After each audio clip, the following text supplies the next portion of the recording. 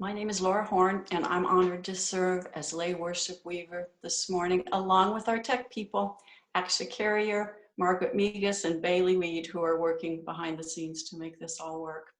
Our leader for Joys and Sorrows is Christine Gresser, and you will see her put a link in the chat box now. Our sermon today is a joint gift from one of our lay leaders, Debby Norton, and her friend and mentor, Chanda McGuffin. Along with Sharon Fitz, Chanda runs RISE organization in Waynesboro, Virginia. Here's RISE's mission. RISE will be a vehicle for giving voice to the voiceless, strength to the weak, and support for the lost within the Black community. In times before COVID, RISE operated out of the Unitarian Universalist Fellowship in Waynesboro, and they have strong ties with Pastor Paul Oakley, as many of you do. We are so grateful for Chanda and for Debby for giving us their time and talents today. And now I will read you the words of welcome. Whoever you are, whomever you love, however you express your identity, whatever your situation in life, whatever your experience of the holy, as you come seeking love, your presence here is a gift. Whether you are filled with sadness, overflowing with joy, needing to be alone with yourself, or eager to engage with others, all who welcome all are welcome here. I will say the words of our chalice lighting. We light this chalice together that in its light we might behold the lives of others and see their sacred paths. We might bravely see our own unadorned reflections. We might confront the ragged edges of our history. We might see illuminated the next steps on our path to justice, and that we might walk the path together in this light that we willingly, faithfully, lovingly share. I'll light my chalice, and Ellie is lighting one that we can all share through the service.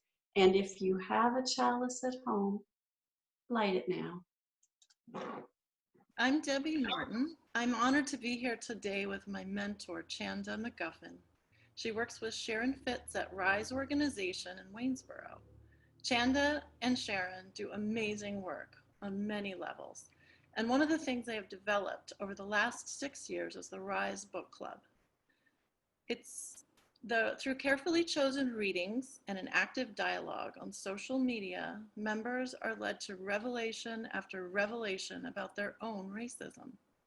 In this book club, we are questioned on a daily basis about our own ingrained ways of seeing the world. And it's thanks to Chanda and Sharon that I have experienced some of the deepest, most difficult work of my soul this spring and summer. I am forever grateful to them.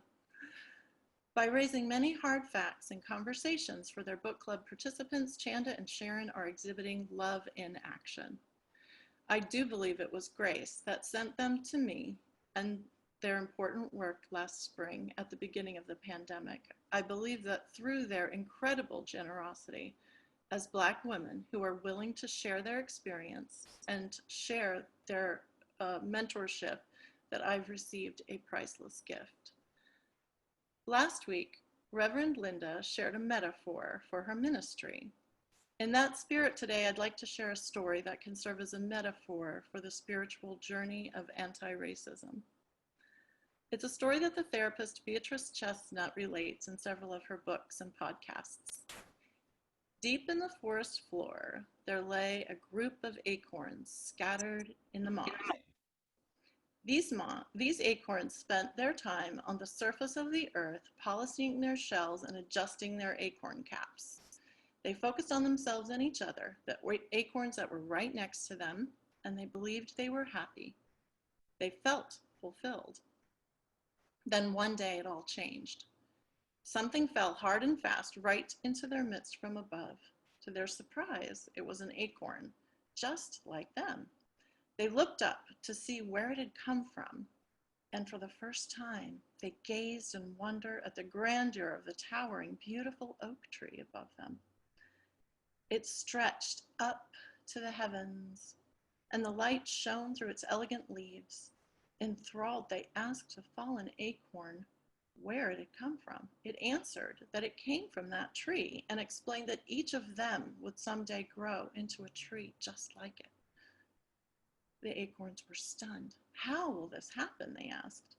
The fallen acorn told them, I don't know exactly, but I do know we will have to break our shells apart and go under the surface we're on, into the earth underneath us, in order to grow. It's deep and painful work, but we have to do it to truly live. This story can be a metaphor for how our society can flourish if we can unpack the systemic racism we're living in, unravel the painful past and our part in it, and move forward. It's a metaphor for how we can truly feel and live when we take off the layers of anesthesia and really see and do the hard work. I know many of you are on this difficult journey too. In the words of Heather Heyer, whose mother, Susan Bro, attends our book club, if you're not outraged, you're not paying attention. Paying attention and keeping attention focused. As I wrestled through many realizations this spring in my heart and mind, I walked daily in the woods, letting my mind relax, and then focus again, unraveling and integrating. My Rise journey began with books. They're all written by Black authors. I'm going to hold them up and share them with you, and I'll put the titles in later. White Spaces and Missing Faces by Catrice Jackson. Antagonists, Advocates, and Allies, often also by Catrice Jackson. Stamped from the Beginning by Ibram X. Kendi. And We Want to Do More Than Survive by Bettina Love. For me, the personal work of anti-racism is about breaking apart the ego structures of defense and deflection. It's painful. Despite my lifelong disdain for the cruel and vicious system, I've had to admit to myself that I am part of it and have benefited, simply by being born into it. I watch myself repeatedly protect myself with a turning away of my attention to something more comfortable. And there are so many ways in which my personality protects itself and unwittingly causes harm. The discomfort I feel as a white person reckoning with this deep complicity is of course nothing compared to the unfathomable suffering that Black and brown people have been experiencing living in this oppressive system for 400 years. We are now in chaotic and powerful times. It's a time of real change. And in the words of Black activist Vincent Harding, when it comes to creating a multiracial, multi-ethnic, multi-religious, democratic society, we are still a developing nation. I've come to understand that the work of anti-racism is not only essential to the oppressed peoples in our country right now, it's essential to our spiritual growth as inextricably interconnected individuals, as communities in a growing nation. And it's as essential as breathing. I believe that we as Unitarians have a legacy of justice we can build on, and that is truly why I am here in this church, with its commitment to open minds and open hearts. Like the acorns in the story, we can live happily ignoring the injustices around us, but it's a half-life and a waking dream. I am forever grateful to Chanda for helping me to begin the deep process of waking out of the dream. Chanda. Welcome. Good morning, good morning, good morning. I am so excited to be with you this morning. I saw my queen sis jump on. I hope that she is here. Sharon Fitz, for those of you who were at our grand opening of our headquarters yesterday, or saw even a glimpse of the pictures on Facebook, you know that my sister is tired. She outdid herself designing that space single-handedly. I can't take any credit for it at all. It is absolutely magnificent.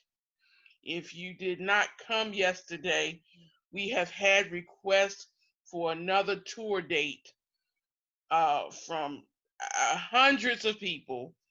So just stay on the lookout and stay connected with Debbie.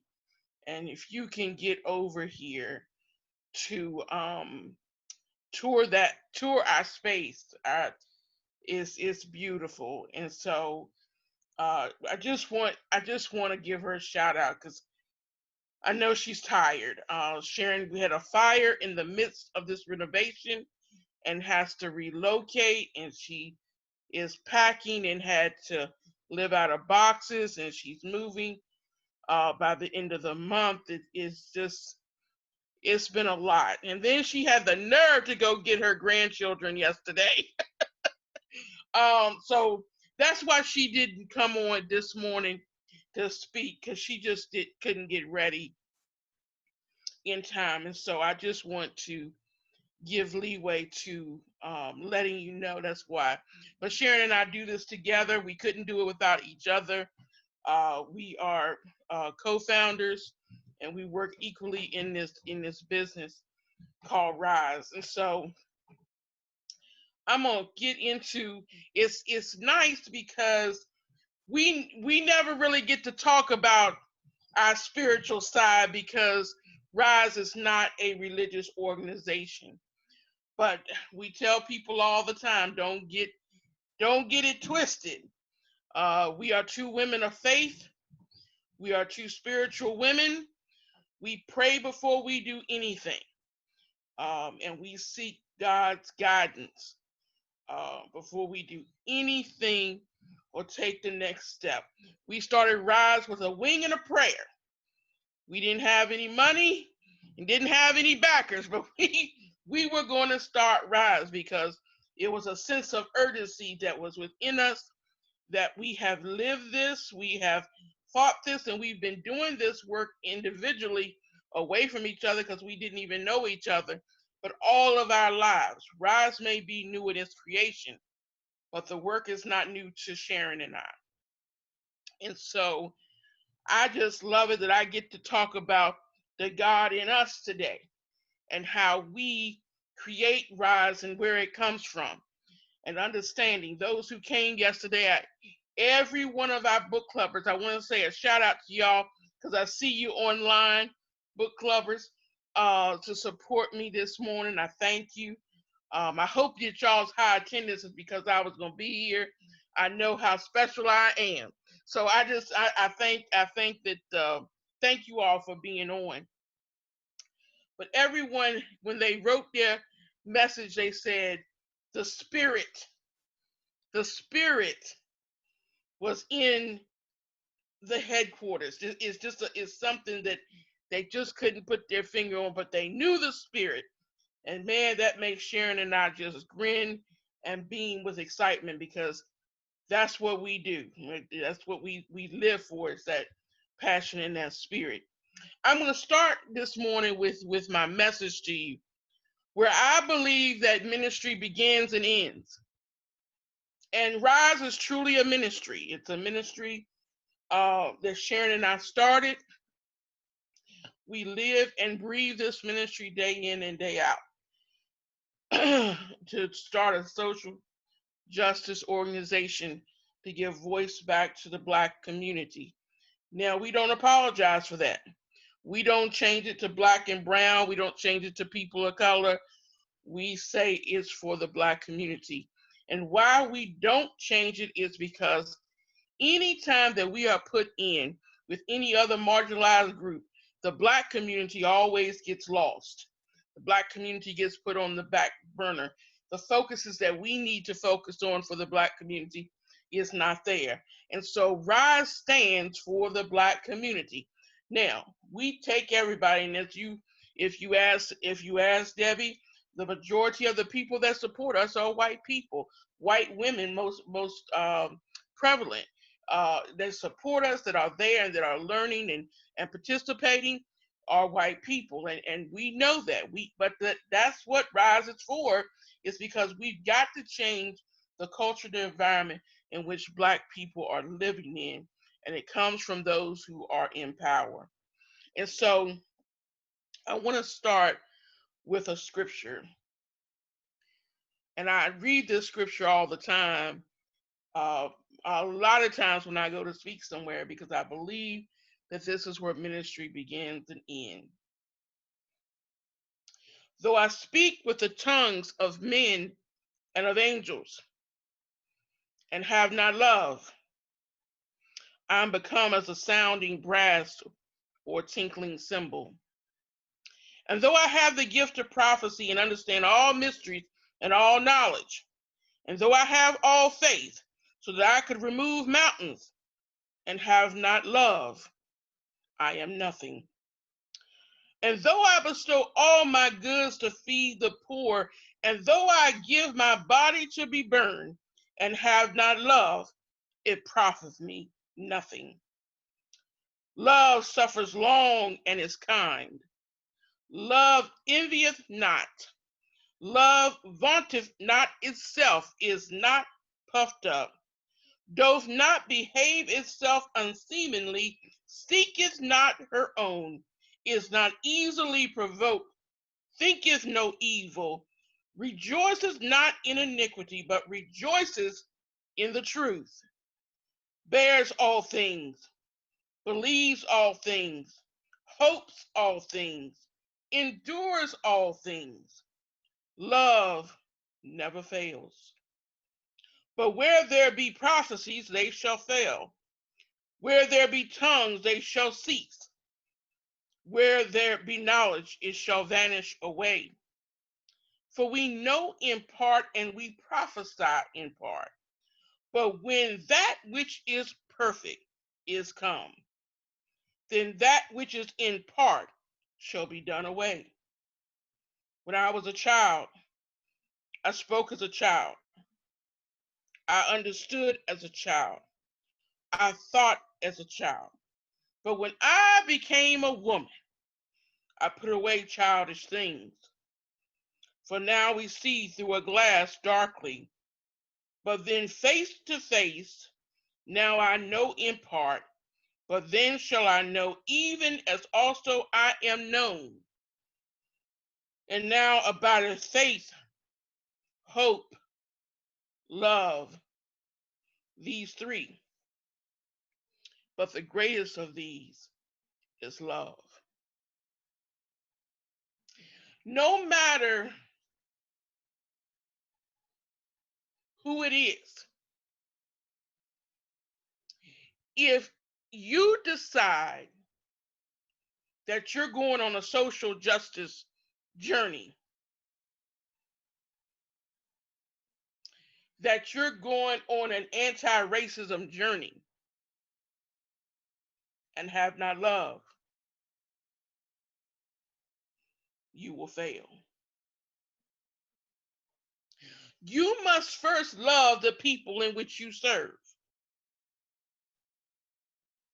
You must first love who you desire to see better circumstances for. Because if you can't love them, you can't help them. If you can't love yourself enough to say, I'm going to be better than I was yesterday, you can't go on this journey. We can all pretend that because of the climate in America, everybody wants to get on this train now. Everybody wants to be good. Everybody wants to, I don't want to look like them. I got to do something. And so some people, some white women come to our book club looking to be good and looking to get it right and looking to perfect themselves so that they can separate themselves from family members who may be racist and it's overt and they can see it and they don't want to be like them. But quickly do they find out they too are racist. And they got to unpack that racism. And it's not easy. Ask Debbie. It's not easy. It's not easy. We never professed that it is going to be. You have to think about it. You're 40, 50, 60 years old. You've lived your life in a bubble all this time. You've lived with white privilege. It's just been handed to you just because you're white, and circumstances and opportunities isn't coming.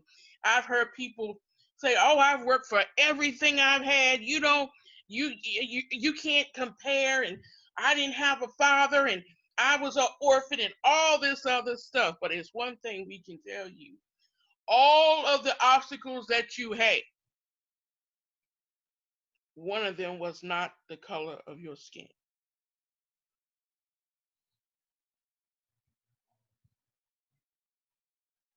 So people ask us, why rise? Why rise? And because we must give hope back to our people.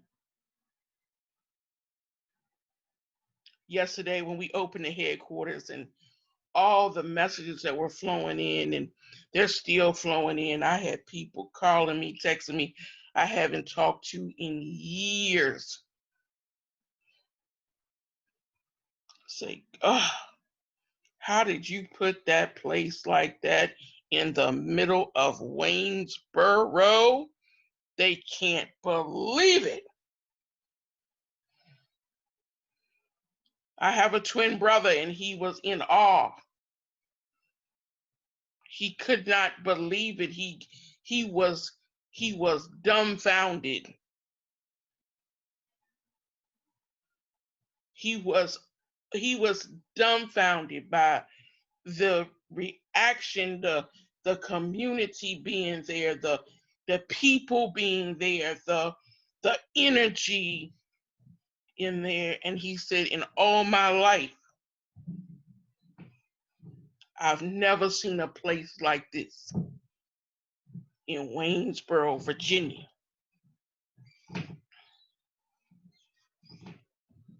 So the hope we're putting back into this community, because that's something our people have lost. They lost hope. That's why they're shying away from the church. They're shying away from the church. They're shying away from any kind of the NAACP or any kind of social justice organization. That's why they are, because they're tired. We are tired.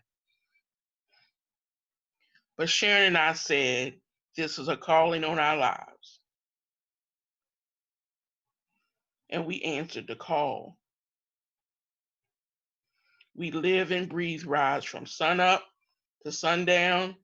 Sometimes we don't sleep. Debbie will tell you, you'll get a message from me at 3 o'clock in the morning. It won't even, I'm wide awake doing work. There's not enough hours in the day for me to get done what I need to get done. So I got to use the midnight hour to do it. Sharon and I are back and forth, texting, messaging. What's this? Last night, we should have been asleep somewhere. We texting about a podium. I found a line. And I'm asking, you like this podium? Because we like things to be different and significant for our space, So we're messaging back and forth in the middle of the night when we're supposed to be sleeping.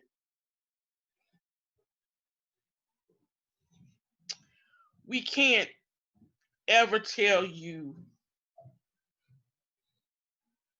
what is a perfect way. We will tell you this, that if you truly want to do social justice work and you truly want to be on an anti-racism journey, get under the leadership of Black women. Our group of women, we're different than other groups of women. We have gone through some things, and we have seen some things, and we have experienced some things that no other woman on the earth has experienced at that magnitude, with that kind of consistency. And so when we teach, we're teaching from a place of significance and significant pain. And even Sharon and I, we learn from other Black women as well. You know, we're not all knowing. We learn from other Black women that have paved the way for us. It's not good enough anymore to say you're not racist. That means nothing. Because I will respond, but are you anti-racist? Because you need to be working every single day not to be racist. It takes investment in time and learning. And so from one of our authors, Catrice Jackson, she's one that has helped me in many times of learning of different words and things of how to say. But one of her coined slogans is, if you don't have an anti-racism plan, then you plan to be racist. And it's true. Because if you don't know, we stop all white women from teaching. Once they come into book club, we stop all white women from teaching anti-racism teaching underneath of us. Because how are you going to teach what you don't know? How are you going to teach if you're not learning from Black people? So we go through a process of teaching women, and then we do adorn some of our coaches. We do adorn some of the white women to be coaches. But they don't coach without our guidance. They don't coach without us being involved with their teaching. They don't just go out in left field and start teaching. They teach from Sharon and I's guidance. And that's important because Sharon and I are so busy, and we got so many different pockets of things that we do, that we're going to have to depend on white women to help us to bring in other white women and start coaching the newbie classes. And so that helps us to be able to release ourselves. We have 3 entities in RISE now. We started out with RISE organization, and then, which is the business side of RISE. And then we started the foundation this year, which is the nonprofit arm, the 501c3, that will house our education, our training and development to the community, and any of our philanthropy out into the community will come from the foundation. And then, because we believe in giving back too, we don't just take, we also give back. Because it's one thing, if we can't help the Black community financially and emotionally and physically, it's no reason for us to exist either. That's what we exist for. And so that's our other piece. And then the other piece of ours is that we have a PAC now, which is the Power of the People PAC, which will house all of our political work. We do not identify with any party. We want the person that's going to represent the Black community. We give them our platform, and we see what aligns with that, and that's who we get our message out to whoever's going to represent us. Republican, Democrat, Independent, we don't care, just as long as they're going to represent the Black community. And so when we talk about in the church and social justice, I want to talk right there and in. We can talk about any kind of religion or any kind of leaders. When you talk about, think of Gandhi, you think of Mother Teresa, you think of Martin Luther King Jr., Malcolm X, any religion that you may come up with and you think of leaders, I always go back to this because Christianity is synonymous at this point with race, being racist, and Sharon and I, we're believers, and so we can dissect the Bible for you in a minute. However, I just want to talk about Jesus because I don't think some of these people who call themselves Christian know the story about Jesus. Because if they did, a lot of what they talk and spout out, they wouldn't. But Jesus was a social justice warrior. If you ever want to know who you should emulate and how to get on this social justice, and you're in the church and you're wearing the, go read the story about Jesus. Okay? Jesus fed the people. He clothed the people. He housed the people. He ministered to the people. He taught the people. He led the people. He sat down with those criminals. He hung between two thieves. He granted the thief to be in paradise with him. So whether you believe in heaven or hell, or even if you're an atheist, whatever it is, or whatever religion that you follow, I just want to use an example of Jesus as being social justice warriors. If you look in the Bible, it doesn't say Jesus sat down and said, well, how did you get into this situation, Chanda? You could have just saved your money and you would have the money to feed your family. You could have just not stolen that stuff, and you could be going into heaven on your own. Jesus didn't say that.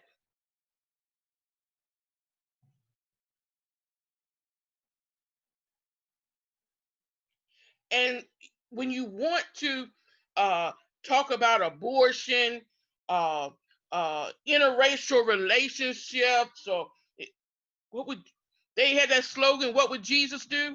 They forgot all about that slogan.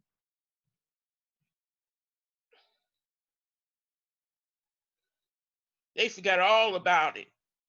Because I can tell you how you can rid the world of abortion. Act like Jesus. Any woman that's ever asked me or talked to me about it, I promise them this. If you have the child, I'll be with you. I've got so many kids all over the country because I've helped to raise them. I've helped to invest in them, to pour my heart into them, emotionally, physically, financially. See, if you truly want to know the spirit of social justice and what to do and how to impact the community and how to change and the divide that's between the Black and white community, you have to learn. You have to learn how to love. Debbie put a link in the chat. We do a series of classes. We have 10 classes. I think we're on class number 5 or 6, I can't remember. But the class in I think a couple weeks or so is the racism in the church and religion. We've done racism in education. We've done racism in law. We've done racism in I